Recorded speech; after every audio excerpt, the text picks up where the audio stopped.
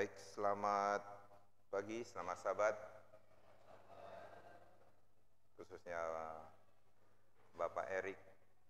Sejak bangunan sebelum dirubuhkan sampai sekarang ya, sudah terbangun sampai saat ini. Baik, tentunya kita bersyukur, berterima kasih karena hingga saat ini kita dapat merasakan kasih sayang Tuhan. Hingga saat ini juga kita dapat melihat bagaimana Tuhan itu begitu baik bagi kehidupan kita, di mana sampai saat ini pun kita bisa bersapa, bisa mengucapkan selamat sahabat, dan paling pasti adalah kita bisa bernafas. Karena kalau tidak bisa bernafas seperti ini, sudah tidak ada apa-apanya kita. Artinya tidak ada yang bisa kita ucapkan syukur kepada Tuhan. Baik, sebelum kita membicarakan tentang judul pelajaran kita, yaitu mengajar para murid, yang bagian pertama, ini satu pelajaran yang sangat menarik ya, sangat menarik karena terus terang kalau dibilang tentang mengajar, ini pasti ada yang diajar dan pasti ada yang memberikan ilmu ya, ilmu untuk sesuatu yang tidak pernah atau belum pernah didapatkan. Baik, sebelum kita memulaikan diskusi kita pelajaran sekolah sahabat ini, saya undang kita berdoa. Ya Tuhan Bapa kami di surga, kami memujikan dan membesarkan nama-Mu. Engkau begitu baik bagi kehidupan kami. Engkau begitu setia dalam ketidaksetiaan kami. Sebagai murid-murid sejak dahulu yang Engkau sudah ajarkan hal-hal kebenaran, hal-hal prinsipal tentang keselamatan, kiranya Engkau akan mengajarkan kami pagi ini, dan kami dapat mengerti, kami dapat menerimanya, dan kami dapat melihat Yesus yang sebenarnya dalam kehidupan kami. Di dalam Yesus kami suruh berdoa dan mengucap syukur. Amin. Baik, pelajaran kita yang ketujuh ya, pelajaran ketujuh. Oke, sepertinya ini bermasalah ya. Boleh secara manual aja. Oke, ayat inti kita terdapat dalam Markus 8 ayat 34. Lalu Yesus memanggil orang banyak dan murid-muridnya dan berkata pada mereka, nah ini dia, setiap orang yang mau mengikut aku, mau ya, ini artinya belum ya, yang baru mau mengikut aku, nah harus ada syaratnya. Dia harus menyangkal dirinya, memikul salibnya dan mengikut aku. Ini ayat hafalan sepanjang minggu ini harusnya bisa dapat menemplak kita. Saya ini orang Advent, saya ini murid Tuhan, tapi apakah saya pernah menyangkal diri? Menyangkal diri itu banyak. Ketika ada hal-hal yang masih melebihi daripada mencintai Tuhan, disitulah kita dibutuhkan untuk menyangkal diri, untuk mencintai Yesus lebih daripada yang kita banyak ya, yang kita butuhkan, yang kita agung-agungkan, yang kita apa lagi? Paling penting, yang kita kasihi. Kalau kita kasih kita lebih daripada Yesus, daripada mencintai Yesus, contoh HP. HP saat ini merupakan ilah yang terbaik. Bangun pagi lihat siapa? Lihat istri, suami, anak? Nah, HP nomor 1. Bangun pagi lihat mencari Yesus? Tidak. Yang kita lihat apa? HP. Benar enggak ya? Itulah saat ini. Nah, bagaimana kita bisa melihat? Menyangkal diri. Kemudian dalam pendahuluan dikatakan bahwa ini sebenarnya kaget juga ya. Markus itu pertama memberikan pendahuluan ya di saat awal ya, mengenai Yesus itu adalah Mesias, dia adalah Tuhan. Tetapi mereka murid-murid ini saat ini kaget. Kenapa? Ekspektasi daripada murid-murid dia adalah menjadi seorang raja berubah. Pada pelajaran hari Kamis dikatakan bahwa mereka kaget. Apa maksudnya? Yesus harus mati. Kalau sudah mati artinya apa? Tidak ada harapan kelepasan bagi bangsa Yahudi, umat-umat atau rasul-rasul itu. Satu hal yang tidak masuk akal, sehingga para murid tidak mempercayai. Nah, ini tantangan bagi 12 murid. Ada di pelajaran sekolah sahabat kita. Ini 12 murid yang Yesus sudah panggil ya. Kecuali satu yang tidak dipanggil ya, Pak Erik. Datang sendiri dia ya. Nah, lihat ya. Latar belakang itu clear sekali bahwa mereka bagaimana Tuhan itu sudah buat mujizat ya, mujizat. Saat ini gereja yang terkenal itu pasti mereka ada mujizat katanya di sana. Gereja Advent belum ada ya Pak Erik ya, mujizat itu. Nah, ketika Yesus membuat mujizat dan orang banyak ya, banyak bukan sedikit. Mereka lihat hasil dari mujizat itu dan mereka apa? Merasakan, bukan hanya melihat, mereka merasakan. Ada berapa itu? Ada 5.000 orang, ada 4.000 orang dan menyembuhkan segala penyakit. Ini bukan 1-2 penyakit. Kalau di Papua atau di Maluku, di Ambon sana penyakit yang paling takut apa? Malaria ya. Itu kalau sakit malaria itu rasa badan kedinginan, tetapi suhu itu tinggi sekali. Itulah kalau itu saya pernah merasakan karena saya lahir di sana ya. Kemudian ini yang Yesus tekankan. Wow, saya disembuhkan, saya mendapat mujizat, tetapi mereka buta. Secara rohani mereka itu buta. Yesus memberikan pelajaran kepada murid-muridnya ketika ada orang ya. Ini di Markus 8 ya. Dibawa ya, ketika ada orang membawa orang buta itu kepada Yesus, yang pertama yang dia buat apa? Dia tidak langsung menyembuhkan ya. Kalau di Markus pasal 9 dia menyembuhkan. Tapi pada saat ini dia bawa orang itu keluar kota. Tujuannya apa? Membangun hubungan yang baik. Bukan baik ya. Membangun hubungan secara pribadi dengan orang itu. Nah, setelah itu ini yang saya waktu masih kecil ya, saya membaca cerita ini, kok jijik sekali Tuhan kita Yesus Kristus ya. Tuhan loh ya. Mau tidak kita yang buta atau papa kita, mama kita, orang terdekat kita diludahi orang untuk mendapatkan sembuhan. Mau enggak Om Iwan? Secara orang yang tidak punya harapan mau dibuat apa saja karena dokter ini ahli, pasti mau. Mau enggak? Itulah yang terjadi. Saya punya pandangan waktu masih kecil, salah, karena seorang kok jijik sekali Tuhan Yesus. Tetapi itulah yang Tuhan buat. Karena apa? Tuhan sangat membenci yang namanya buta rohani. Buta rohani ini yang Tuhan sangat tidak suka. Nah, ternyata dia ada 3 tahap.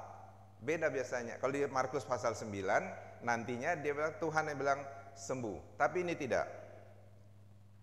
Matanya diludahi, kemudian dipegang kepalanya. Bagaimana? Bisa kau lihat? Apa jawabnya? Bisa lihat dia? Sudah. Saya bisa lihat orang katanya. Tapi itu seperti pohon-pohon. Kemudian dia jamah matanya.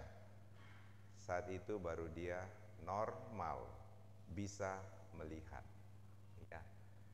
Nah, ada 2 poin. Yang pertama, Tuhan Yesus meludahi. Kemudian yang kedua, dia jamah dan orang itu menjadi sembuh. Oke? Pelajaran berikutnya. Inilah satu-satunya mujizat yang Yesus buat. Dia perlukan 2 tindakan agar menghasilkan penyembuhan yang sempurna. Silakan nanti Bapak Ibu sebentar kamu bertanya, ada Pak Erik bisa bantu saya untuk menjawab kenapa harus begini. Ya begitulah Tuhan. Kadang tidak ya. Oke, berikutnya. Melihat dengan jelas, Yesus katakan gini. Tetapi Yesus menjamah mata yang buta itu dengan tangannya menunjukkan bahwa Yesus sangat mengasihi orang buta, baik buta jasmani maupun rohani. Buktinya, walaupun pemulihan itu tidak sempurna, Yesus memberikan jamahan yang kedua. Sorry ya, ini tidak terlalu jelas. Saya mau sih menunjukkan bahwa terjadi di sini ya. Sorry, ternyata tidak clear ya. Oke.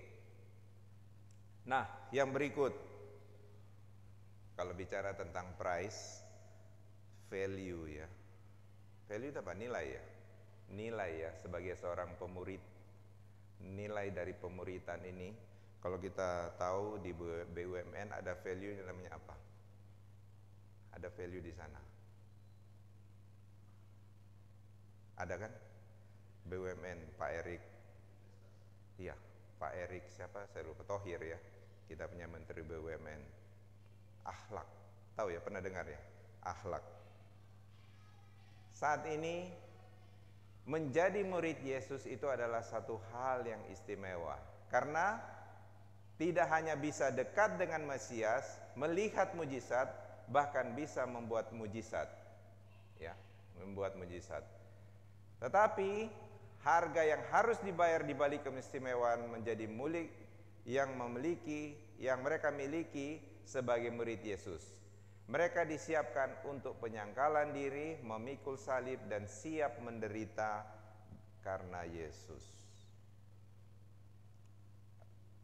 Hari apa ya? Hari Rabu saya meeting di Barat. Kemudian ditanya, "Loh, Pak, berarti hari Sabtu di mana?" Kan kita di kantor ada peringatannya, ada di timur, tengah, dan di barat. "Bapak di mana?" "Timur." Atau "Sorry, saya enggak ikut hari Sabat." Terus dia bilang begini, "Kok enak?" Kemudian ada bagian HRD, dia bilang gini, "Pak, kalau mau anut dulu agamanya, nanti Bapak diizinkan untuk tidak ikut."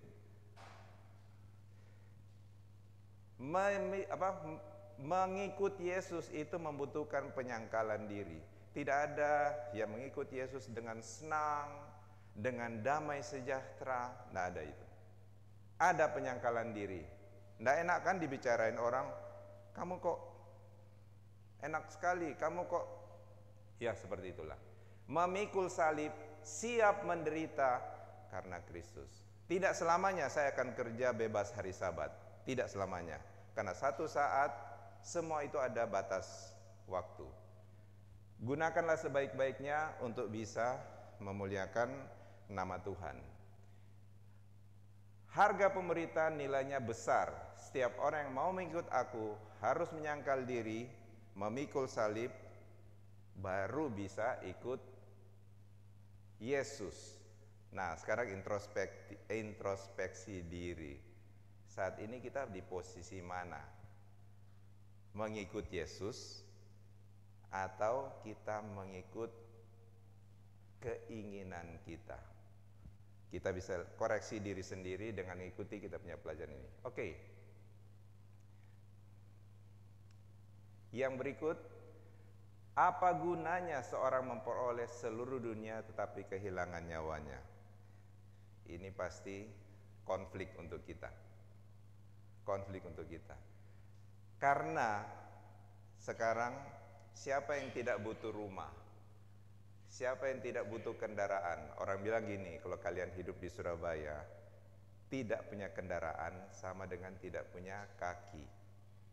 Benar? Ya benar. Kalau tidak punya kendaraan susah. Pasti keluar Grab, Gojek setiap saat. Ya. Apa yang kita nilai terhadap kesempatan dan kita ambil kesempatan itu untuk mengikuti Yesus. Kita belum sampai pada keadaan di mana nyawa kita itu sudah terancam. Ikut Yesus atau kita akan, kalau tetap ikut Yesus kita akan mati, kalau tidak ikut Yesus kita akan hidup sejahtera. Akan ada saatnya seperti itu. Markus 8:38, sebab barang siapa malu karena aku, karena perkataan di tengah angkatan yang tidak setia ini, anak manusia pun akan malu karena orang itu. Artinya ini apa? Artinya kalau kita malu mengakui Yesus di depan teman-teman, di dalam ruang meeting yang besar, kita malu mengakui bahwa saya ini pengikut Kristus. Yesus bilang apa? Saya akan malu mengakui kamu, mengakui saya apabila saya datang pada kali yang kedua. Nah, ini peristiwa menarik ya, peristiwa sangat menarik ini, yang ini. Waktu itu murid-murid khusus, siapa dia? Petrus, siapa lagi? Yakobus. Ternyata Yakobus ini orang spesial ya.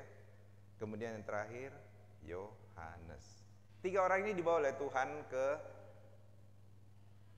di mana ini? Di gunung ya. Dan di sana bertemulah dengan siapa yang sudah lebih dulu meninggalkan dunia. Elia ke surga pakai apa? Ada yang tahu? Kereta kuda yang berapi. Itu kuisnya Feni sahabat lalu ya. Kereta kuda berapi. Musa lewat mana? Kematian. Dia sempat dulu mati, kemudian diperebutkan oleh setan dengan Tuhan Yesus kan ceritanya. Dia ke surga. Jadi 2 orang ini melambangkan semua yang hidup akan bisa diangkat ke surga, atau mereka yang sudah mati, kekasih kita yang sudah mati lebih dulu, yang Tuhan istirahat akan bangkit. Nah, ketika di sana ternyata waktu dulu saya berpikir cerita ini bahwa murid ini senang sekali dengan kemuliaan Tuhan pada saat itu. Ternyata di sekolah sahabat ditulis apa? Murid-murid ketakutan Tante Emilia, gemetar. Padahal ada Yesus di sana, ada Elia, ada Musa, ketakutan. Sama Tuhan, bolehkah kami buatkan kemah untuk 2 orang ini? Ada 3 kemah jadinya. Ternyata takut. Ya ini 3 orang ini. Ternyata sekolah sahabat katakan ketakutan mereka ya. Oke, selesai dari sana kita tahu ceritanya. Saat ini, ya pada saat itu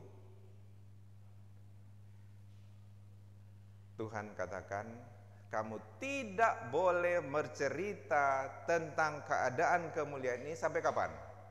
Sampai aku bangkit kembali. Ada apa di sana? Ada apa di sana? Tuhan mau message ini ada di kita semua, umat-umat Tuhan. Apa itu? Persiapkanlah diri sebaik-baiknya menghadapi cobaan yang akan sangat menentukan. 12 murid, siapa yang mati siapa yang meninggal dengan enak? Tidak adanya. Semua. Petrus dibalik ya. Mati kebalik. Nah, cerita berlanjut ke kejadian ini. Berapa murid yang bersama-sama dengan orang ini dan ayahnya? Berapa murid? Ada 9.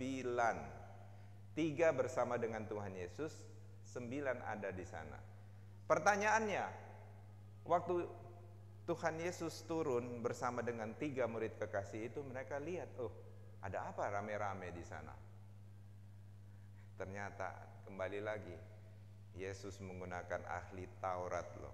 Kita orang Advent terkenal dengan sangat menguasai Taurat. Tetapi pada saat ini yang namanya ahli Taurat sementara berdebat dengan murid-murid Yesus. Apa yang terjadi? Pendek cerita, Yesus datang untuk menyembuhkan ya. Tetapi ada 2 hal yang poin di sini. Pertama, Yesus mau menyadarkan bahwa sebenarnya ini kan ayahnya bilang gini, kalau engkau dapat Kalau engkau dapat, Yesus katakan kalau engkau dapat, berarti poin di sini adalah ayah ini tidak percaya akan kesembuhan dari Yesus. Adakah kita saat ini ketika punya masalah, sakit atau punya masalah tertentu, kita tidak percaya adanya kuasa Tuhan? Dua jiwa yang diselamatkan oleh Tuhan Yesus. Pertama, dia harus percaya, dan ketika dia percaya, Tuhan menyembuhkan anak ini. Dan orang banyak ketika datang lebih banyak lagi, Tuhan bilang, hai roh jahat, keluar daripada anak ini. Keluar dia, digoncang-goncang. Selesai. Malam itu, ketika sudah pulang, mereka murid-murid tanya, Tuhan, kenapa kami kok tidak bisa menyembuhkan orang ini? Jawabnya Tuhan Yesus apa? Ingat? Jawaban Tuhan Yesus apa? Jenis ini tidak bisa disembuhkan kecuali berdoa. Berdoa artinya apa? Murid-murid ini mengandalkan profesi ya. Profesinya, jabatannya sebagai murid yang dipanggil oleh Tuhan. Tanpa berdoa. Disitulah muncul kesombongan. Kadang kalau saya punya posisi yang bagus di gereja sebagai anggota majelis, saya mungkin mau dihormati oleh jemaat. Ketika kita melakukan pelayanan tanpa doa, tanpa meminta kuasa Tuhan, ini yang terjadi bagi murid-murid. Oke, saya lanjut saja. Ini pun jadi dosa terbesar bagi kita. Kadang kita sebagai pengurus di jemaat, kadang kita sebagai seorang yang punya jabatan, kita merasa siapa yang besar di antara kita. Bahkan kita mau untuk menguasai orang yang lain. Oke, saya lanjut saja. Oke. Nah, ini saya kira sudah cukup yang mungkin saya bacakan ya. Ketika kebesaran seseorang dibuktikan dengan ketulusan.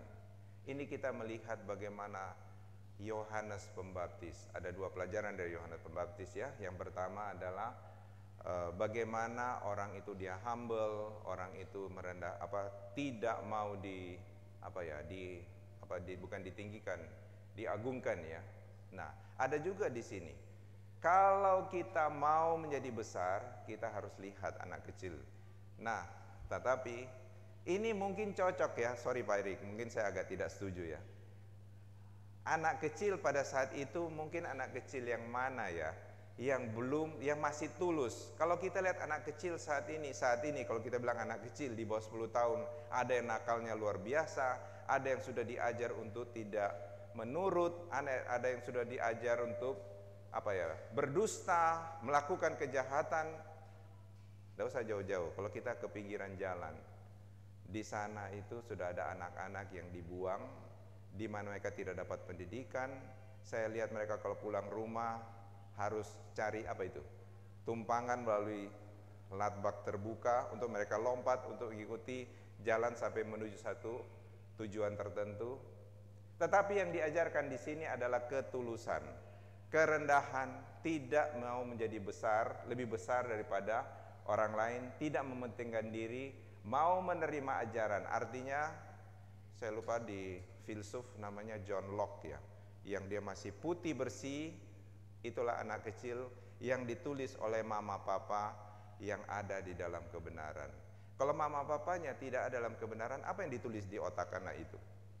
Kelihatan anaknya ganteng, anaknya cantik, tetapi apa yang ditulis oleh papa mama di dalam hati dan otak anak itu yang merusak, atau itu yang membawa kepada keberhasilan atau kebaikan. Nah, di sini kalau ini kita harus introspeksi diri ya. Dosa harus dianggap serius. Ini ada poin-poin yang di sini. Kalau kita menganggap dosa itu tidak serius, maka disinilah kejatuhan kita. Disinilah satu hal atau poin yang membuat kita nantinya tidak ke surga. Karena kita menganggap dosa ini tidak serius. Bahkan di sini katakan jika tanganmu itu membuat kamu tidak masuk surga, potong. Kakimu tidak masuk surga, potong. Daripada kita kehilangan seluruh kehidupan. Oke. Dosa harus ditanggapi serius, sehingga lebih baik kehilangan tangan, kaki, mata daripada kita berbuat dosa. Ya. Di dunia ini banyak orang yang meragukan Yesus, mementingkan diri dan menyesatkan orang lain. Tetapi murid Yesus harus menjadi berkat, membawa damai bagi semua orang seperti garam yang dibutuhkan dunia. Sebelum saya datang pada kesimpulan, mungkin Bapak Ibu ada yang mau tambahkan atau mau bertanya, silakan.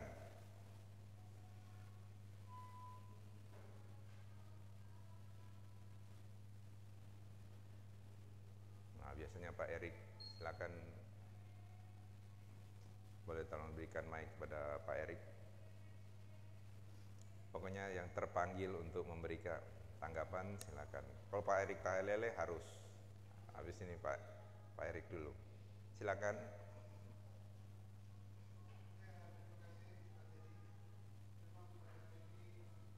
Suaranya tolong di ya. Pelajaran ini sangat berhubungan dengan kehidupan kita sebagai umat manusia, sebagai orang-orang Kristen yang hidup pada akhir zaman ini. Saya ingin menyoroti yang pembicaraan Yesus beberapa kali saya dapati muncul setelah dia melakukan penyembuhan, mujizat, selalu dia katakan, bahkan dia menyuruh murid-muridnya untuk tidak memberitahu kepada siapapun. Jangan beritahukan, pergi kembali kepada keluargamu, jangan beritahukan. Dan itu rupanya sudah terjawab. Sahabat lalu Pendeta Franklin mengatakan karena pada waktu itu kondisinya Mesias dapat dianggap sebagai satu jabatan politik, sehingga itu dapat memicu pemerintah untuk membatasi ruang gerak, ya, ruang gerak. Nah, kalau kita hubungkan dengan kehidupan kita sekarang ini bisa jadi pertanyaan juga ini Pak Erik. Apakah kita perlu secara terang benderang, ya, maksudnya waktu kita mau kabarkan, mau mengadakan KKR atau apa, kita secara terang benderang menyampaikan bahwa percaya Yesus, ini yang harus diikuti, bahwa mohon maaf ya,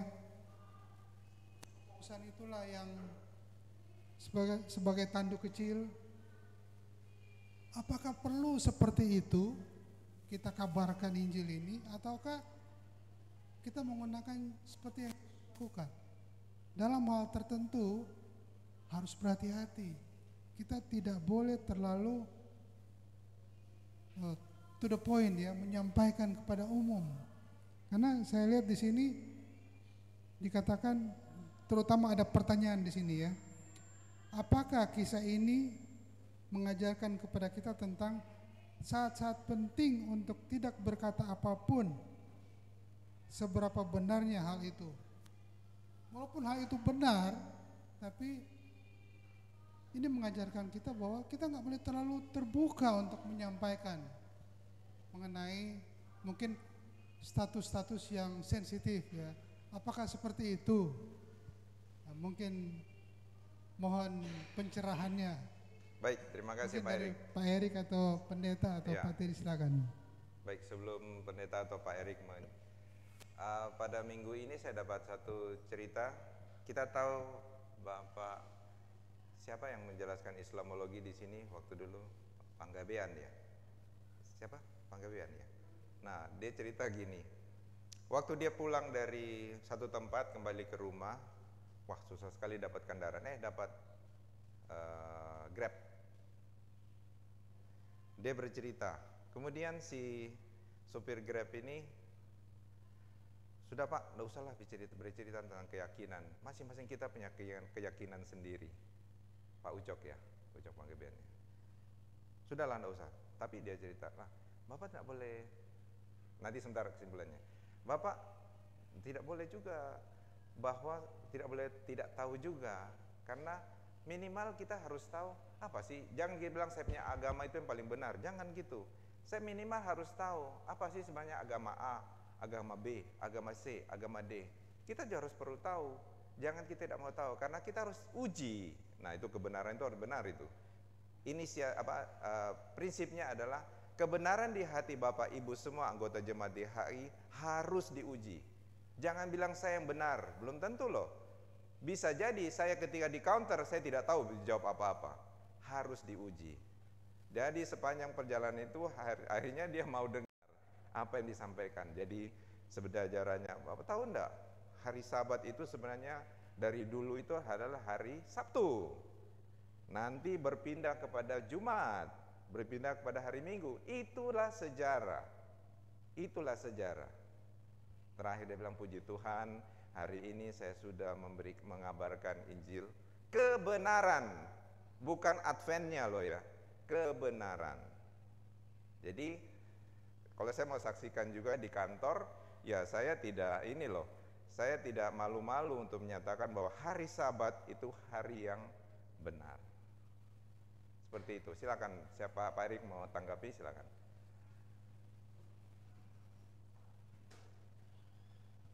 Terima kasih.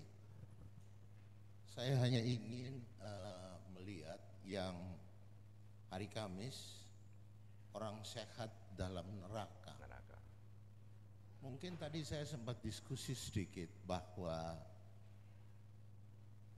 orang Advent tradisional itu bahaya. Itu kalau saya contoh, Advent tradisional itu orang sehat dalam neraka.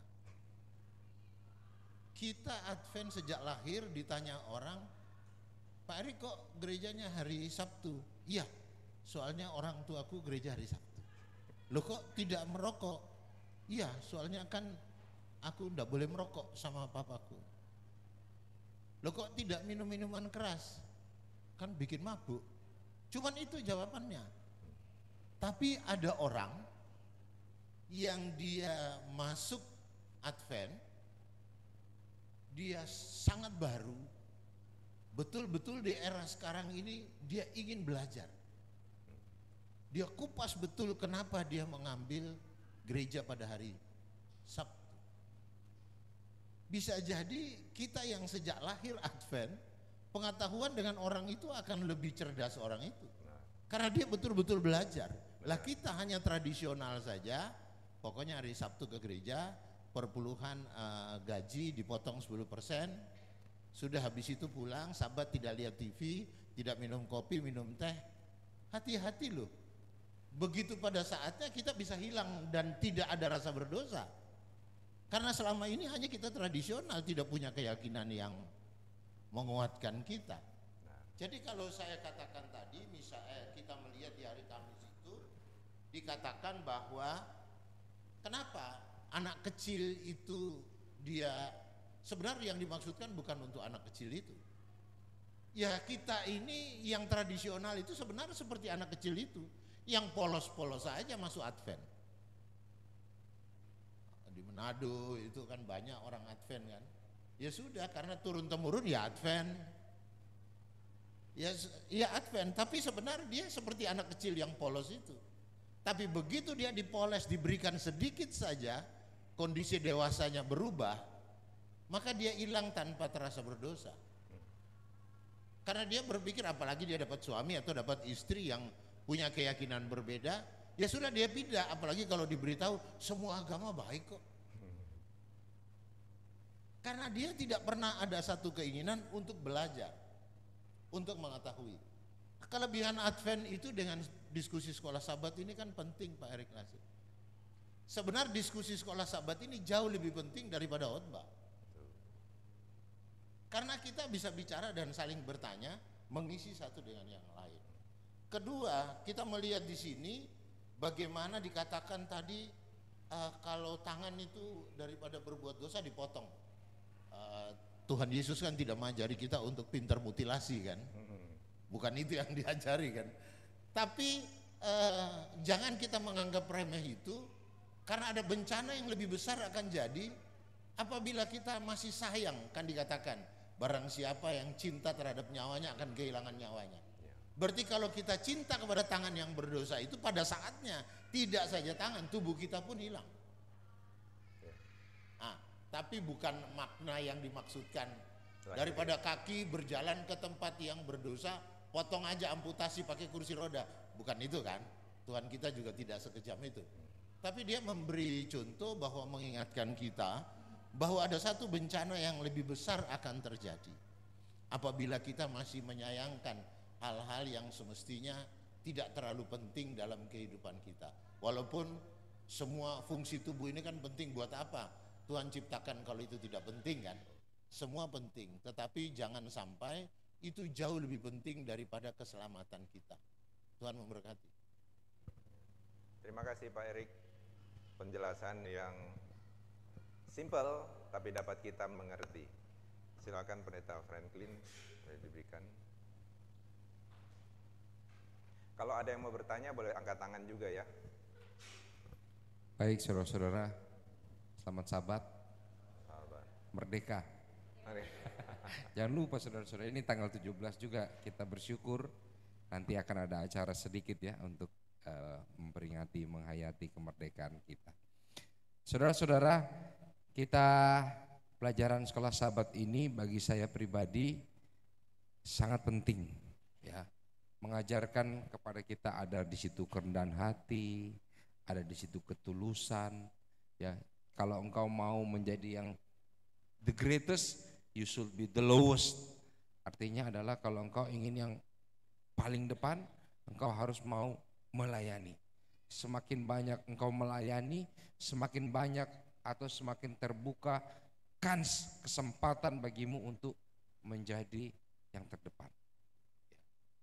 Tapi jangan juga saudara-saudara membacanya dengan membaca kacamata orang yang negatif.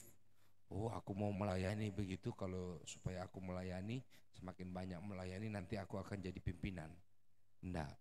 Makanya Tuhan sandingkan the greatest won't be the greatest, should be the lowest, it should be like the child. Maksudnya child di sini adalah bukan child atau anak, bahasa Grekanya itu teknon. Anak yang sembarangan seperti Pak Teddy bilang, anak sekarang. Coba perhatikan karakteristik anak ini. Anak ini dibawa oleh Tuhan, dirangkul, ikut, mau. Bisa nggak dia nggak mau? Bisa saja dia nggak mau. Tapi dia mau, dia diem, dipegang. Kalau Markus katakan dia ditaruh di tengah-tengah para murid. Kalau Matius katakan dia di samping Yesus. Jadi kalau bagi saya menerjemahkannya adalah dia ada di samping Yesus tapi posisinya di tengah-tengah para murid. Dan anak itu berdiam diri. Berarti anak itu apa saudara-saudara? Menurut. Menurut. Lalu Tuhan bilang kalau engkau mau menjadi yang terbesar, engkau harus mau melayani dan engkau harus menerima saya, menjemput saya, welcome saya seperti anak ini. Seperti anak ini. Karena anak ini memanggil Yesus, dipanggil oleh Yesus, dirangkul oleh Yesus, dibawa oleh Yesus, menengai, meloai, nurut ai, saudara-saudara. Ya. Kadang-kadang kita juga saudara-saudara perlu yang seperti ini kadang-kadang. Ya kita perlu. Saya sudah jadi orang tua untuk 3 orang anak. Tapi mungkin pengalaman saya menjadi orang tua tidak sehebat Tante Teli, tidak sehebat Om Yop, ya, tidak sehebat Pak Troy, Pak Erik Lasut atau Pak Erik Tahlele ataupun Pak Teddy, belum sehebat itu. Karena anak-anak saya masih umur SMP. Tapi beberapa yang saya sebutkan tadi anaknya sudah berumah tangga, ya sudah punya anak lagi. Saya mau tanya dulu kita yang orang tua, ada nggak waktu-waktunya Tante Emilia kita mau menjelaskan kepada anak? Nggak bisa. Pokoknya kepinginnya kita nurut aja sudah, nggak usah tanya-tanya, nurut. Pernah nggak seperti itu saudara-saudara sebagai orang tua? Pernah nggak? Saya lihat Bu Prisil sudah mulai begini-begini. Pernah toh? Kadang-kadang kita sudah susah sekali mau menjelaskan kepada anak. Pokoknya kita maunya sebagai orang tua aja, nurut aja. Karena mama papa mau kasih yang bagus buat kamu, bukan mau kasih yang jelek buat kamu. Ada ya waktu-waktunya seperti itu ya. Saudara-saudara, demikian juga Bapak kita yang di surga. Ada hal-hal yang memang dibukakan jelas, terbuka untuk kita dan kita harus pelajari, gumuli itu. Ada. Tapi ada beberapa yang kita tidak bisa mengerti kadang-kadang. Kenapa kok begini pendeta? Kenapa saya sudah begini kok jadinya begini? Harusnya kan kalau rencananya begini jadinya harusnya begini pendeta.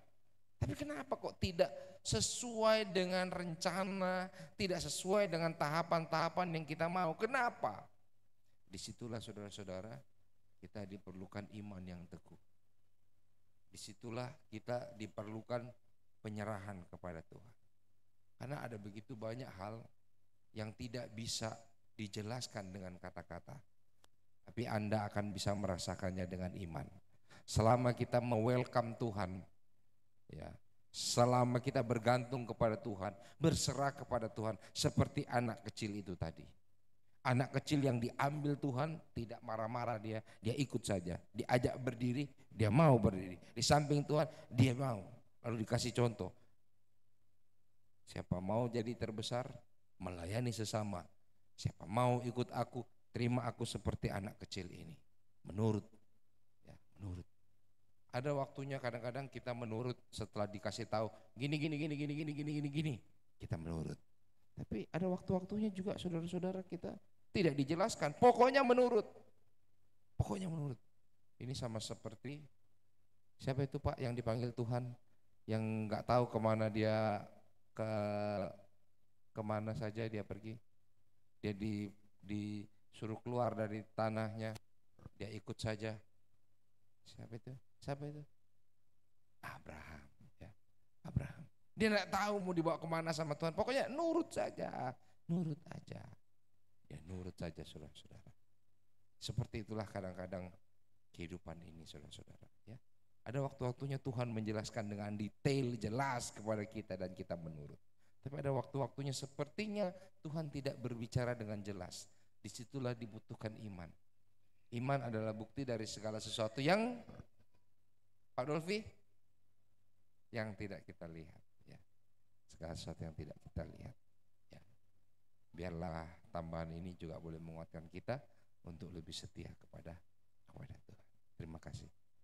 Pendeta, baik, sebagai kesimpulan kita pada saat ini, kita hidup pada zaman akhir atau akhir zaman.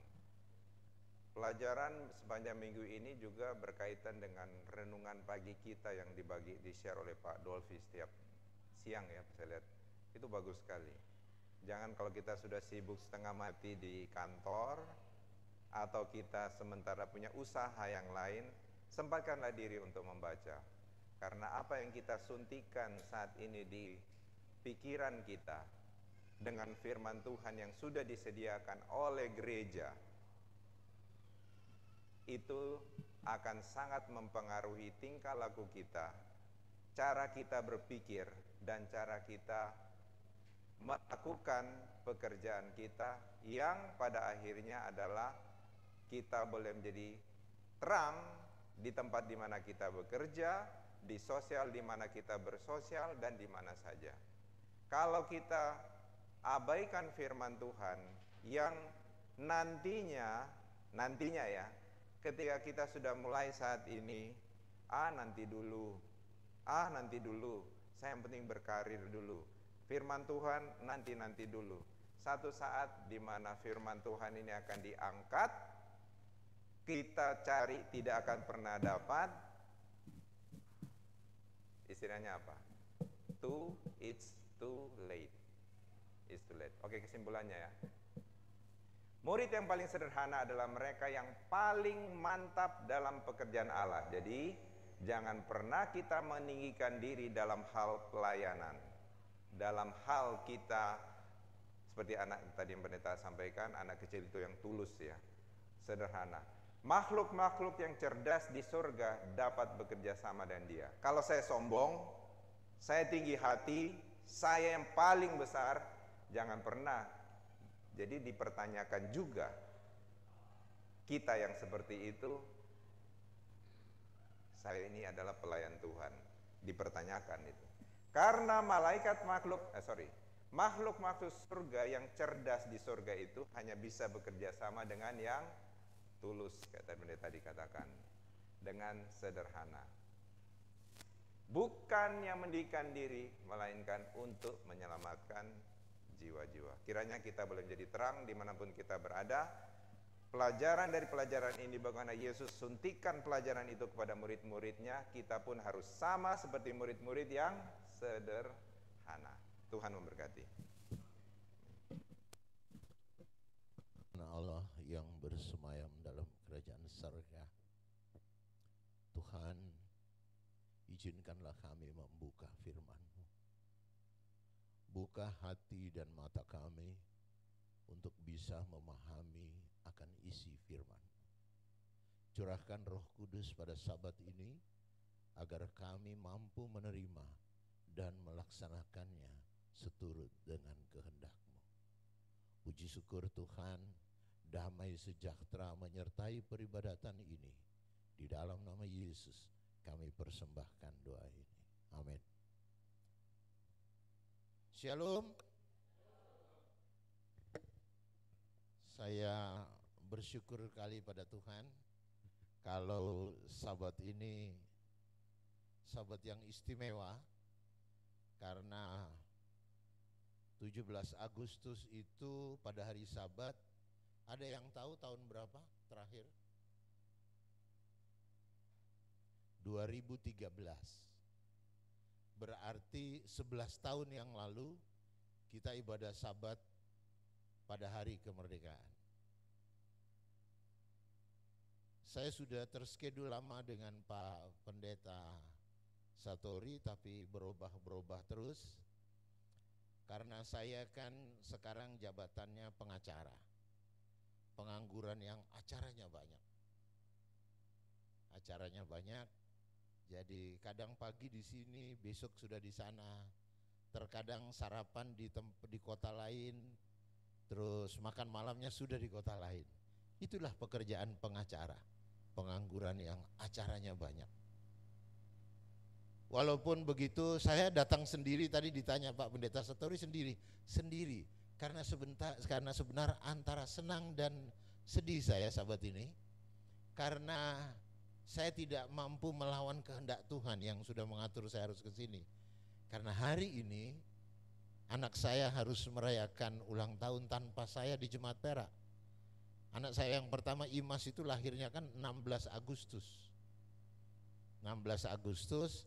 Jadi ya kebiasaan anggota jemaat kan, kalau ulang tahun itu sama-sama lah. Nggak ada ulang tahun pun dipaksa-paksakan ada ulang tahun katanya, supaya potlucknya itu yang ditunggu. Mereka anak-anak saya semua dan cucu saya berada di Perak karena memang merayakan ulang tahun anak saya yang nomor 1 Imas. Dan dia memang lahir 16 Agustus tahun 95. Jadi hari ini dia berusia 29 tahun. Mereka sempat komplain saya kemarin karena saya baru beritahu kemarin kalau saya di DHI. Jadi saya tidak beritahu karena saya sudah tahu pasti dikomplain pendeta. Jadi mereka sudah bikin acara, pesan kue ini segala macam. Makanan sudah disiapin. Tadi malam habis buka Sabat saya bilang, Papa besok enggak ikut ke Perak karena Papa di DHI. Papa ini yang apa sih?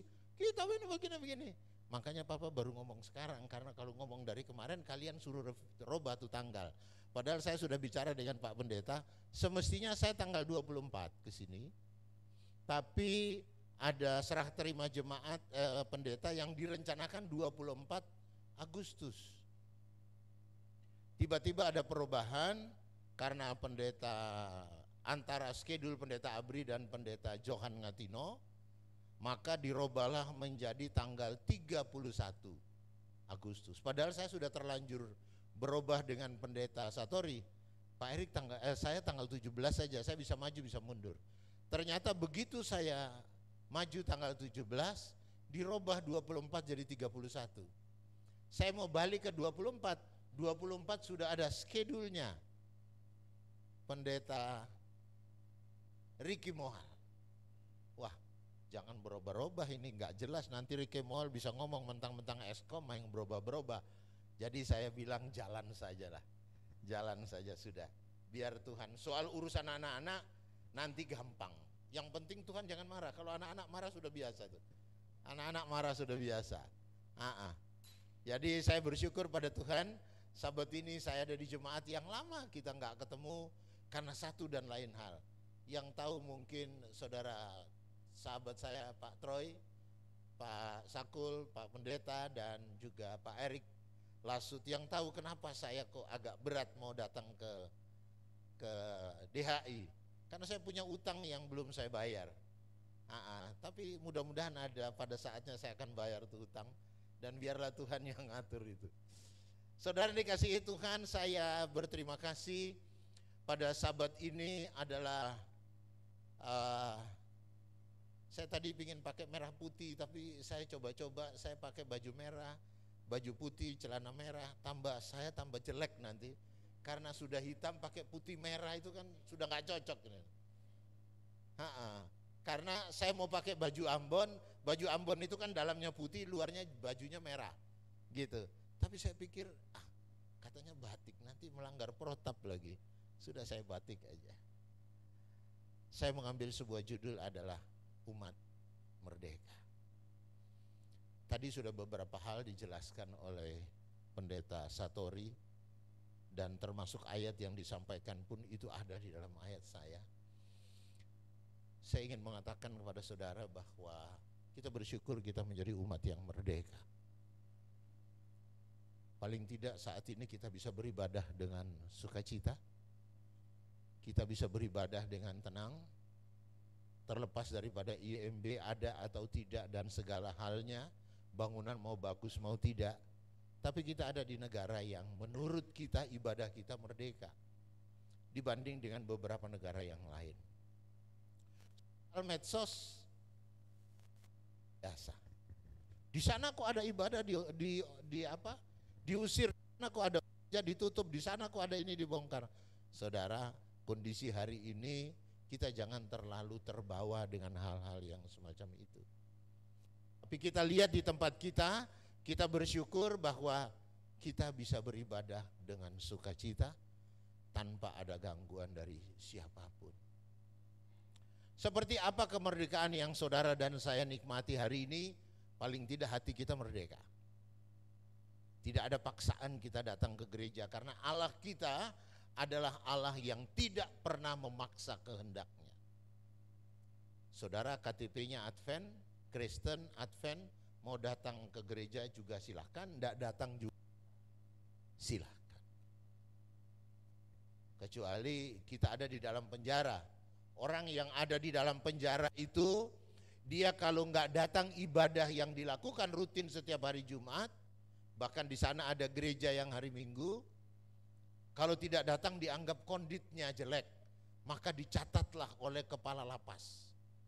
Kalau kita kan ini bukan orang-orang yang sedang di penjara. Jadi mau berangkat ke gereja silakan, tidak juga silakan. Tapi kita bersyukur Sabat ini kita diberi merdeka kesehatan kita.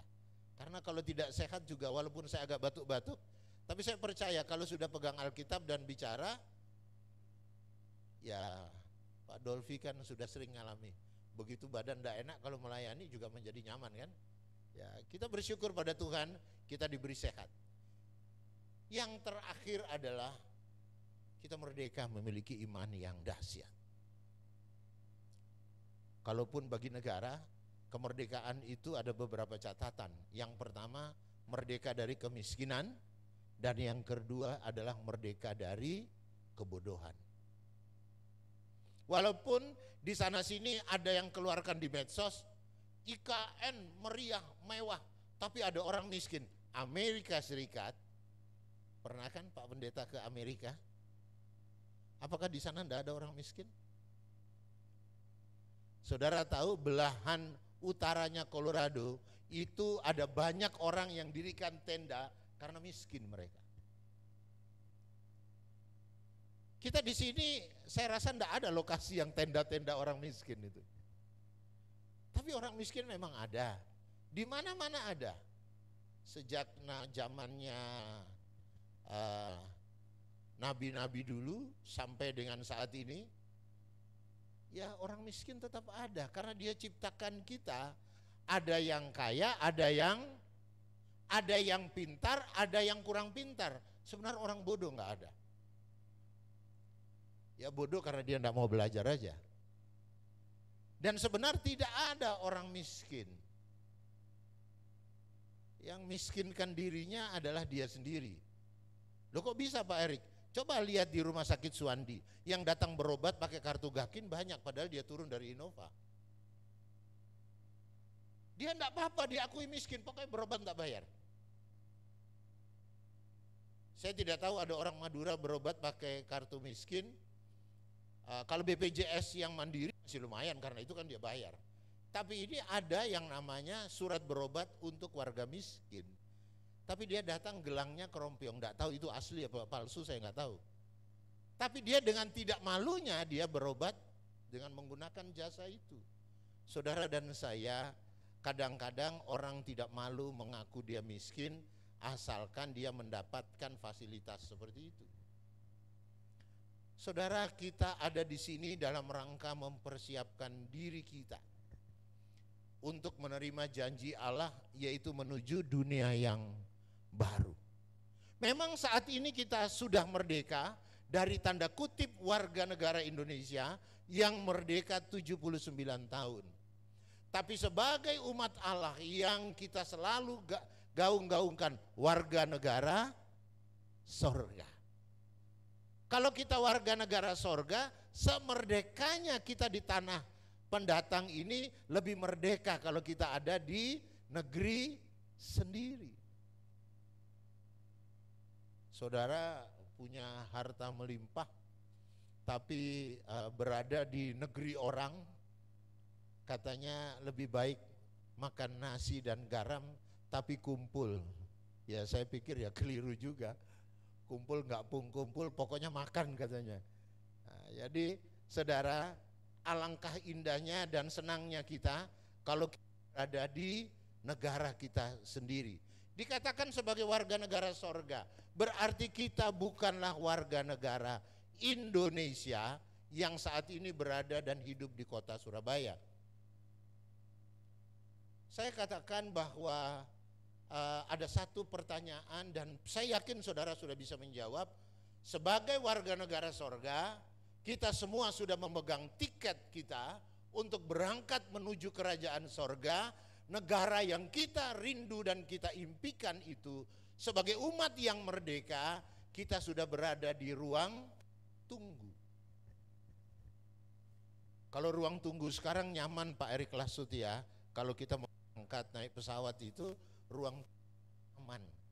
Bahkan kadang ada kursi pijatnya, bangku pijatnya. Sudah disediakan berbagai colokin, mau cas bisa di mana saja. Mau lihat TV juga bisa. Gratis sudah disediakan dispensernya. Kita berada di ruangan seperti itu saudara. Saudara harus bersabar, saudara harus yakin bahwa pada saatnya saudara dan saya punya giliran yang sama, dipanggil untuk boarding, masuk ke dalam pesawat untuk berangkat menuju kerajaan yang kita rindukan itu. Semua kita memegang tiket, tapi saya bertanya, apakah ada kepastian tiket yang dipegang saya Pak Erik Lasut? Sesama Erik tidak boleh saling mendahului ini. Jadi kalau berangkat sama-sama loh Pak Erik. Jadi kita pegang tiket yang sama. Tapi apakah jaminan kita sampai ke sorga? Belum tentu. Kenapa saya katakan tidak jaminan? Kalau tiba-tiba Pak Erik berubah pikiran, Pak Erik Lasut berubah pikiran, kalau saya nggak mau berubah saya. Pak Erik Lasut berubah pikiran karena ditelepon dari rumah, jangan berangkat dulu kembali, pesawat ini berangkat. Wassalam. Tidak sampai ke sorga. Karena enggak tahu pesawat yang berangkat ini terakhir ada flight berikut apa enggak, kita enggak tahu saudara. Karena dia datang seperti pencuri. Semoga flight yang berikut ini adalah nama kita yang dipanggil untuk ikut boarding. Mau duduk di VIP, mau duduk di tengah, mau duduk di belakang, enggak ada persoalan. Yang penting cuaca baik, kru terbaik, dan pesawat terbaik yang kita naik untuk sampai ke kerajaan sorga. Tiket semua pegang kita. Saya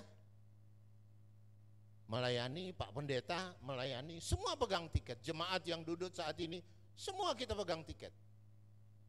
Saat kita memutuskan menerima Yesus sebagai juru selamat, dia langsung memberikan tiket voucher kepada kita. Tinggal bagaimana kita mau gunakan atau tidak. Memang sekarang agak sulit, tiket itu untuk kita pindahkan ke orang lain karena ID card-nya di bawah. Tapi kadang-kadang juga kalau kita lewat jalur khusus tanpa ID card Pak Pendeta, kayak saya kalau sudah mendesak karena harus berangkat, ya lewat jalur khusus dan yang nganter itu sudah ada, langsung sudah. Tiketnya saya tidak pegang, tapi dia langsung ngantar, silakan Pak. Karena tugas dia hanya meloloskan saya melalui pintu itu. Tapi untuk berangkat ke kerajaan sorga, tidak ada fasilitas seperti itu. Pendeta Satori bukanlah jaminan bahwa saya bisa diselamatkan. Tapi Pendeta Satori punya tugas adalah menjual tiket di counter untuk saya berangkat ke sorga. Saya mau berangkat atau tidak terserah kan Pak Pendeta. Saya sudah beritahu, ini berita kebenaran. Kalau Anda tetap tinggal di sini, maka Anda tidak akan mendapatkan fasilitas A, B, C, dan D. Tapi kalau Anda berangkat, di sana ada berbagai macam fasilitas yang lebih merdeka dari saat ini. Tinggal bagaimana kita mengambil keputusan. 2 Petrus 3 ayatnya yang ke-13, tetapi sesuai dengan janjinya, kita menantikan langit yang baru dan bumi yang baru di mana terdapat kebenaran. Adakah kebenaran itu tidak memerdekakan kita? Semua hal yang benar itu pasti nyaman dan aman. Kenapa saya katakan tadi kita adalah umat yang merdeka? Karena ada satu ayat yang mengatakan bahwa pada saat kita hidup di dalam kebenaran, maka posisi kita berada di atas hukum. Tidak ada hukum yang bisa mengatur orang benar. Biasa orang yang salahlah yang takut terhadap hukum. Orang yang hidup di dalam ketakutan adalah mereka yang hidup tidak benar. Tetapi apabila saudara dan saya kita berjalan di dalam kebenaran, maka kita tidak takut terhadap hukum itu. Karena hukum tidak akan berlaku bagi saudara dan saya. Orang yang ketakutan apabila dia naik kendaraan melawan verboden. Dia akan lihat kanan kiri ada polisi enggak. Tapi bagi orang yang benar, polisi mau ada mau tidak, dia akan patuh. Dan dia tidak pernah takut terhadap hukum itu. Karena hukum tidak berlaku bagi orang benar. Tapi terkadang ada orang yang berkata, aturan itu dibuat untuk dilanggar. Nah itu kan bahasa pelecehan mereka. Karena kalau tidak dilanggar tidak ada hukumnya. Sebenarnya hukum itu dibuat untuk mencegah kita untuk melanggar aturan itu. Firman ini kita pegang, tadi disampaikan oleh Pak Paul, selama dia ada, ayo pegang dan pelajari ini dan ikuti ini. Sangat berbahaya kalau dia sudah tidak ada. Dia katakan apa? Firman itu adalah aku dan aku adalah firman. Berarti kalau kita yakin dan percaya, firman ini hidup saudara. Bayangkan kalau Allah yang kita sembah adalah Allah yang mati. Seandainya pada saat itu dia mati dan tidak bangkit, nanti akan bangkit bersama-sama. Betapa naifnya saudara dan saya ada di gereja pada hari Sabat ini. Karena Allah yang kita sembah, dia mati. Seperti saudara, sahabat, dan tetangga kita. Mereka kenapa harus berjalan pada hari tertentu, berdoa, datang ke kuburan-kuburan? Karena yang mereka sembah, dia masih dikubur saudara. Makanya ada kuburannya. Ada yang tahu kuburan Yesus di mana? Kalau ada, mari kita nyekar sama-sama. Karena yang kita pelajari dan kita yakini, dia sudah naik ke sorga dan dia hidup. Yang diangkat bukan mayatnya loh. Tapi Yesus yang hidup dibangkitkan dan naik ke sorga. Amin saudara. Berarti Allah yang kita sembah, Allah yang. Jadi jangan salah kalau kita tidak perlu datang ke makam istri saya terus berdoa. Ya memang saya datangnya karena supaya ingat kamu ini istrimu loh. Hanya itu. Oh ini papiku, ini mamiku. Ya puji Tuhan, kami di Kembang Kuning itu lingkaran itu papi saya, mami saya, anak saya, istri saya, kakak saya, adik saya, semua itu di satu lingkaran itu. Jadi kalau nyekar jadi satu. Tapi saya tidak perlu berdoa seperti saudara dan tetangga saya, harus baca ayat suci di tempat itu, terus minta keberkahan dan macam-macam. Bahkan mereka diajarkan untuk apa? Doakan pemimpin mereka. Kalau kita doakan, bahkan dia yang mendoakan kita datang, Tuhan minta tolong Tuhan. Ada banyak hal yang saya katakan kepada saudara tidak bisa saya rinci satu persatu, karena begitu besar kasih Allah yang disampaikan bahwa seandainya langit itu menjadi kertas dan laut menjadi tinta, tidak cukup kita mencatat kasih Allah dalam kehidupan saudara dan saya. Tidak bisa saya rinci, tidak mampu saya rinci, karena begitu besar kasihnya. Kita lihat kondisi sekeliling kita pada hari ini, ada banyak persoalan. Ada orang berkata ini dan itu, IKN ada begini, ada itu. Apalagi sekarang lagi ribut republik ini karena ketua partai besar, partai yang begitu kuat, dia harus mundur dengan berbagai spekulasi yang sedang berkembang. Ya saya karena ada di dalam saya tertawa aja, karena sebenarnya saya tahu skenario apa yang sedang berjalan. Ya saya hanya bisa membaca tapi saya tidak mau berkomentar. Saudara dan saya, kenapa kita datang dan duduk di dalam gereja ini?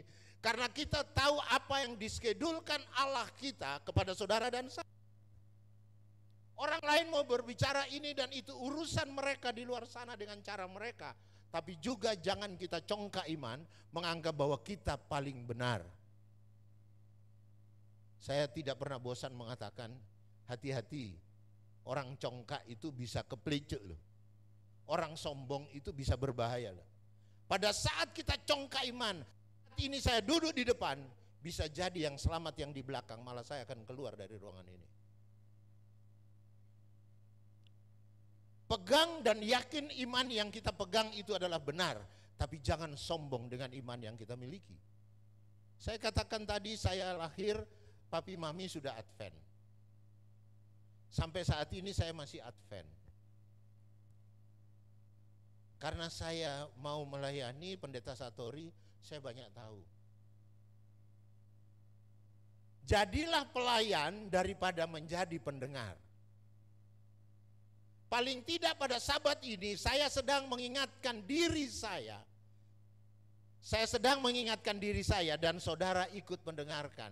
Apabila Roh Kudus bekerja, maka saudara pun akan mendapatkan manfaat itu.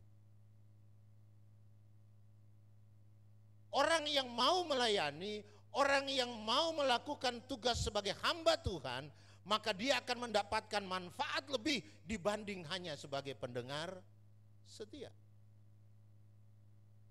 Loh Pak Erik, saya tidak bisa khotbah, saya tidak bisa gini. Ada cara untuk kita melayani. Ada cara untuk kita melayani dia. Saudara-saudara dikasihi Tuhan kita Yesus Kristus. Di Wahyu 21 ayat yang pertama dikatakan, lalu aku melihat langit yang baru dan bumi yang baru. Tadi sudah dibacakan. Dan aku pada ayat yang kedua, aku melihat kota yang kudus, Yerusalem yang baru, turun dari sorga. Pak Pendeta tadi sampaikan ada satu angan-angan kita berada di negara yang kita cintai ini. Harapan kita pada saatnya sorga itu datang dan kita sudah berada di penghujung. Kita sudah berada di penghujung itu. Ayat yang ketiga, lalu aku mendengar suara nyaring dari takhta berkata, lihatlah kemah Allah ada di tengah-tengah manusia dan ia akan diam bersama-sama dengan mereka. Mereka akan menjadi umatnya dan ia akan menjadi Allah mereka.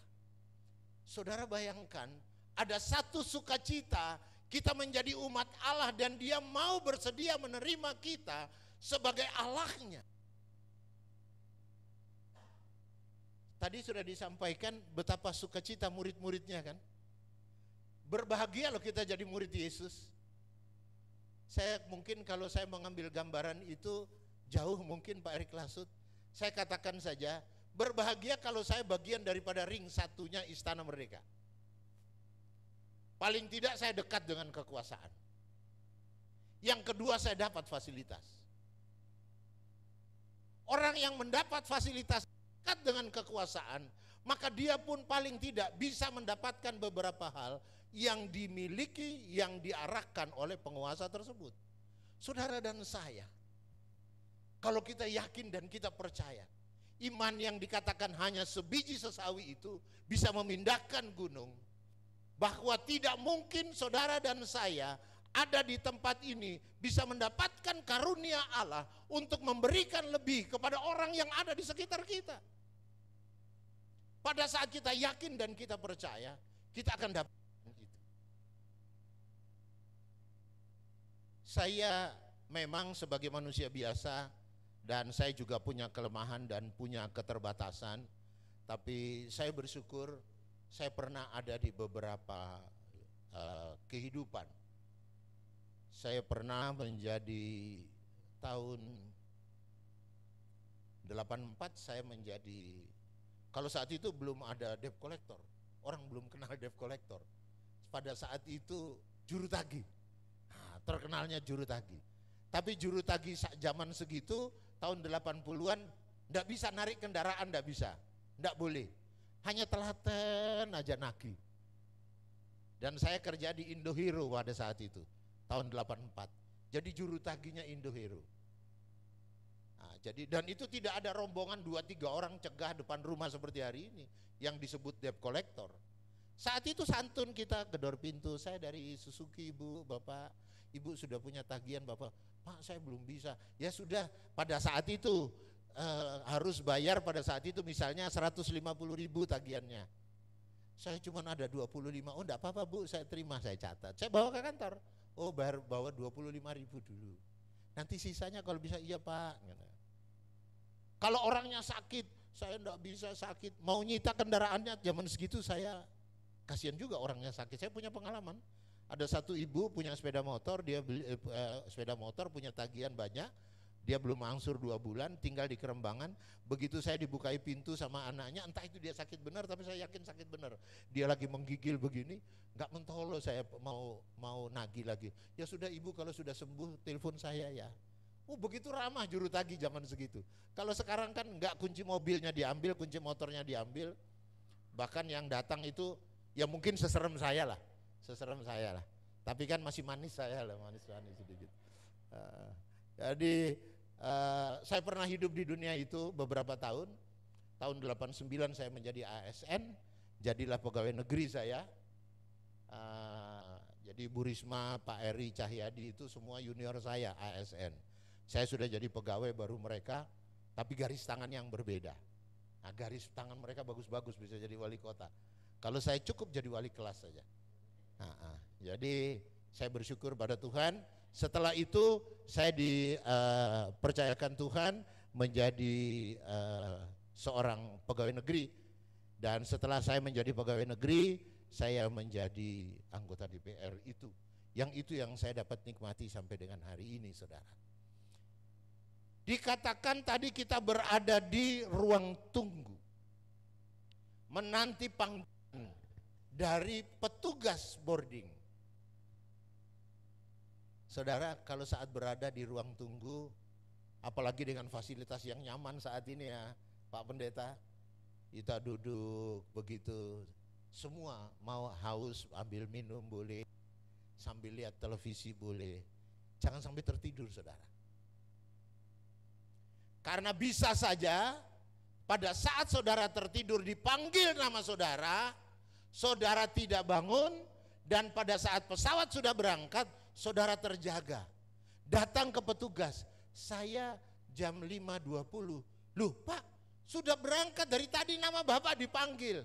Saudara, seandainya dia memanggil nama saudara dan saya, dan saudara tertidur, saudara tidak terjaga, maka tertinggallah saudara di tempat itu.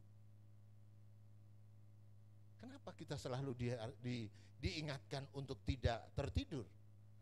Karena dia datang seperti pencuri. Dia datang tiba-tiba dan tidak pakai pemberitahuan. Kalau ada pemberitahuan, saya pikir tidak perlu ada gembala di tempat ini. Karena misalnya dia akan nanti datang 2025, buat dosa aja maksimal. Sampai Desember 2024, Januari kita bertobat ya. Karena bulan Februari Yesus datang. Betapa celakanya kita kalau ternyata skedulnya berubah. Sudah kadung berbuat dosa maksimal, dia datang pada pertengahan Desember. Wassalam saudara. Tidak ada kita di tempat yang ditunggu. Makanya hati-hati menggunakan tiket Lion, karena dia bisa berubah sewaktu-waktu. Dan dia bisa telepon kita. Maaf, dia WA biasa lewat email, schedule berubah. Bayangkan kalau Yesus datang pada saat schedule berubah, diajukan pemberangkatannya, apa mau menangis? Kalau dimundurkan puji Tuhan, ada pemberitahuan. Sorry katanya Pak Chris ketua conference, pemberitahuan dari Uni, Yesus datang ditunda. Oh terima kasih, kita ke disco lagi, joget lagi, mumpung belum datang. Tidak bisa, kita tidak tahu kapan dia akan datang saudara. Oleh sebab itu hati-hati, pada saat kita berada di ruang tunggu itu, tetap berjaga-jagalah. Kuatkan iman dan hati saudara, teguhkan keyakinan saudara, bahwa yang sedang saudara tunggu adalah negeri yang betul-betul memerdekakan kita secara utuh. Bayangkan dia jamin tidak ada tangisan, tidak ada duka cita. Saudara akan hidup selama-lamanya. Akan hidup selama-lamanya. Karena apa? Tidak ada lagi yang dikatakan dosa, upah maut adalah dosa. Tidak berlaku karena kita sudah hidup di atas tingkatan yang jauh lebih aman. Sudah tinggal berangkat, saudara. Saudara, doa Musa, abdi Allah. Tuhan, Engkaulah tempat perteduhan kami turun-temurun. Musa dia tetap berdoa. Dia yakin dan dia percaya. Sebelum gunung-gunung dilahirkan dan bumi dan dunia diperanakan, bahkan dari selama-lamanya sampai selama-lamanya, Musa meyakinkan bahwa Engkaulah Allah.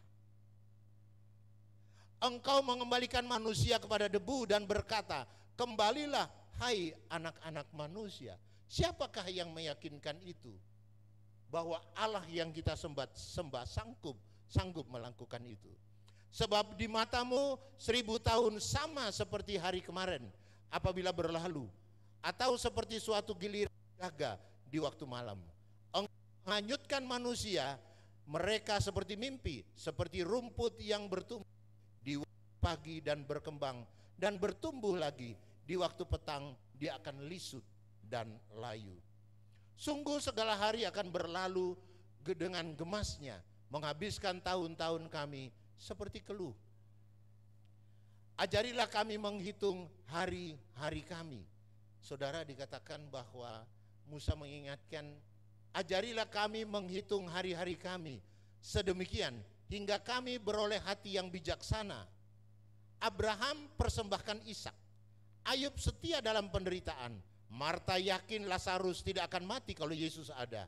Bagaimana saudara dan saya? Kita memiliki satu keyakinan bahwa kita akan berada di ruang tunggu ini dengan telaten dan menanti, menggunakan fasilitas yang ada, menghidupkan semangat untuk tetap menunggu kedatangan dia, karena dia akan datang tepat pada waktunya. Tadi saya sudah katakan, hati-hati memilih pesawat.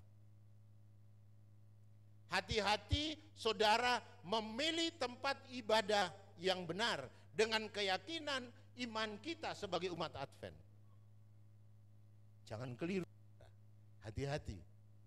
Kan semua gereja sama, mau hari Minggu, mau hari Sabtu kan sama, Alkitabnya sama. Oh enggak apa-apa, itu begini, itu begini. Tidak ada satupun kalimat yang meyakinkan kita bahwa Sabat itu adalah selain hari Sabtu. Ada yang bisa meyakinkan itu, kita lakukan itu. Saya bertambah kuat sahabatku Pak Dolvi, setelah saya KKR di Bali, di Evata, saya mengulas tentang Sabat itu. Saya bersyukur saya dapat kesempatan untuk mengulas Sabat itu. Sebenarnya menambah kekuatan dan keyakinan saya tentang Sabat itu. Saya mendapat banyak referensi arti Sabat dalam berbagai macam bahasa. Sehingga pada saat saya melaksanakan KKR itu yang mendapatkan 3 jiwa di Evata Bali, saya pulang dengan sukacita. Karena sebenarnya saya lebih diyakinkan bahwa iman yang saya pegang adalah iman yang benar. Keyakinan saya untuk beribadah pada hari Sabat adalah keputusan yang benar. Oleh sebab itu, saya tidak akan pernah gentar dan saya tidak akan pernah tertidur pada saat saya berada di ruangan tunggu. Karena saya takut pesawat itu berangkat, saya tidak bagian daripada nama yang dipanggil.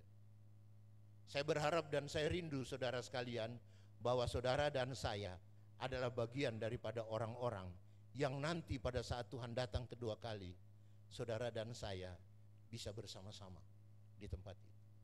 Ayat yang terakhir yang akan saya bacakan kepada saudara pada Sabat ini terdapat dalam 1 15 ayatnya yang ke-58. Karena itu saudara-saudaraku yang kekasih, berdirilah teguh, jangan goyah, dan giatlah selalu dalam pekerjaan Tuhan. Sebab kamu tahu bahwa dalam persekutuan dengan Tuhan, jerih payahmu tidak sia-sia. Saya tadi bicara dengan pendeta Satori di parkir tadi. Katakan Pak Pendeta, saya akan Pak Pendeta untuk tetap setia, dan karena terkadang kita bisa didoakan pendeta, tapi kapan kita mendoakan pendeta? Itu juga perlu. Pada saat orang awam memiliki semangat untuk melayani tanpa bertanya apapun, saya yakin Pak Dolvi waktu berangkat ke Bali kan tidak tanya tiketnya siapa yang beli, hotelnya siapa yang bayar. Nah, sangat menjadi kecewa kalau ada pendeta ditugasi bertanya tiketnya siapa yang beli. Lah kalau pendeta aja masih bertanya begitu, bagaimana dengan saudara dan saya sebagai orang awam mau melayani? Kita kalau pendeta berkatakan, saudara-saudara jangan pernah takut kekurangan, karena Allah akan menyediakan semua bagi saudara. Tapi pendetanya takut kekurangan, sehingga takut ini gaji naik enggak? Daripada saya di jemaat, kalau bisa saya di conference, gajinya bertambah. Kalau sudah gembala sudah berpikir seperti itu, maka akhir zaman akan lebih cepat Yesus datang. Semoga pendeta Satori tidak seperti itu. Pak Erik Lasut pernah jadi ekskom, pernah satu periode sama-sama dengan saya, dan saya sampai saat ini terpilih lagi menjadi ekskom. Kadang-kadang kita pada saat akan konferensi ditelepon, kalau bisa saya jadi ini, saya jadi ini. Saudara yang dikasihi Tuhan, katanya politik itu jahat. Sebenarnya tidak, saudara. Yang jahat adalah saya dan saudara. Politik itu adalah target merebut kekuasaan. Pada saat kekuasaan itu didapat, digunakan untuk kepentingan masyarakat. Bagaimana kita menjadi gembala dengan satu tujuan? Pada saat kita menjadi gembala, menyelamatkan umat. Keponakan saya sekarang sekolah pendeta di UNAI dan sudah masuk tahap akhir.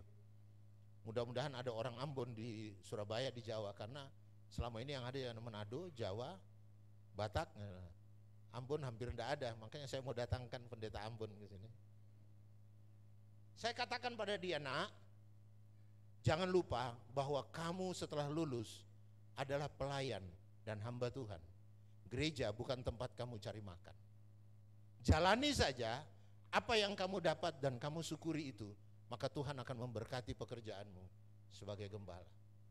Saudara dikasihi Tuhan, kita percaya dan kita yakin kita berada di tempat yang pas dan benar. Nantikan Tuhan datang yang kedua kali, tunggu panggilan, kita akan boarding bersama-sama dan akan kita berpindah dari tempat ini untuk sampai ke sorga yang bakal. Allah kita itu baik dan selamanya dia akan tetap baik.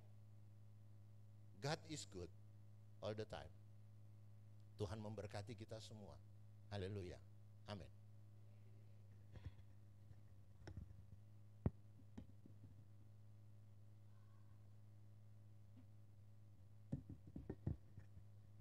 Kita bersyukur oleh karena firman Tuhan yang sudah kita dengarkan. Untuk itu mari kita sambil berdiri kita menyanyikan lagu nomor 485, Majulah Laskar Kristus. Lagu nomor 485.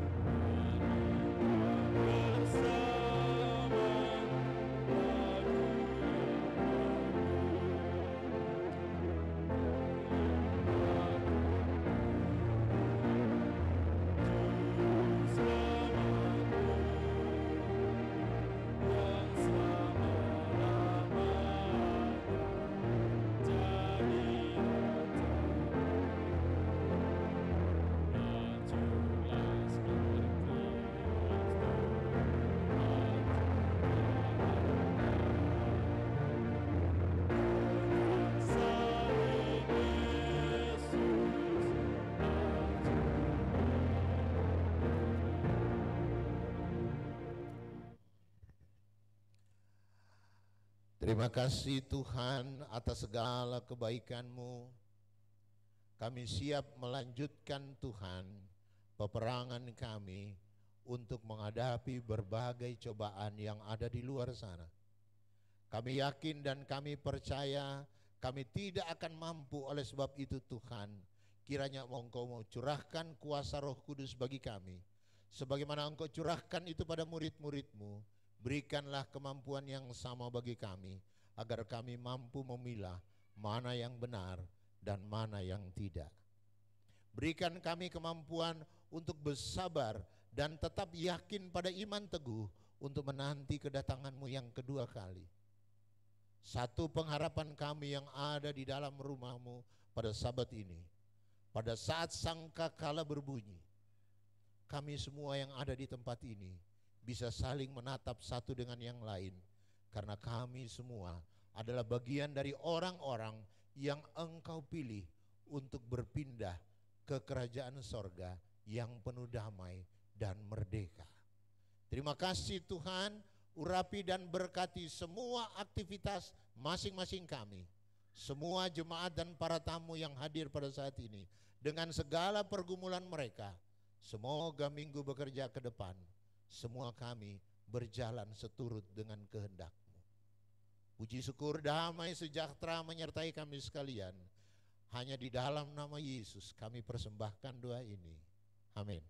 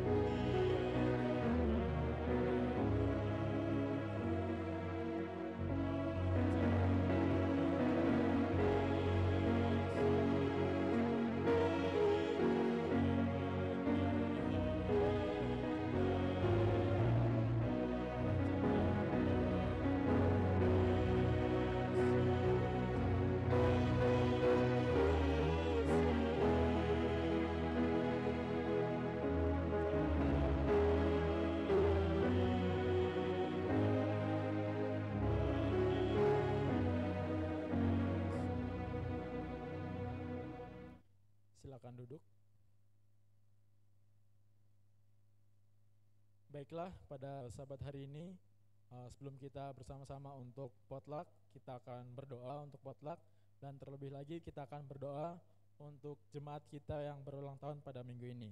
Yang pertama, tanggal 13 Agustus ada Ibu Emilia Wijayarso, tanggal 14 Agustus ada Saudari Priscilla Maharani Endranata, tanggal 15 Agustus ada Saudari Victoria Emanuela Jatmiko, dan 17 Agustus ada adik kita Kimike Kuena Tebes.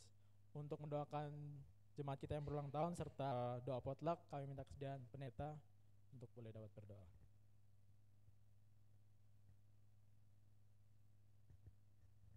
Mari kita satu dalam doa.